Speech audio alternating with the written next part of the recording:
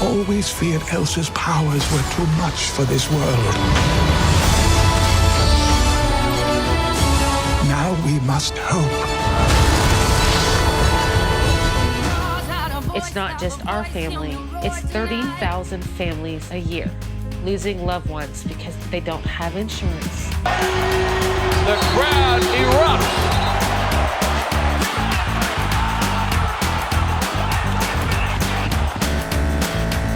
Admit it, Jess, you missed this. What, risking my life for riches and glory?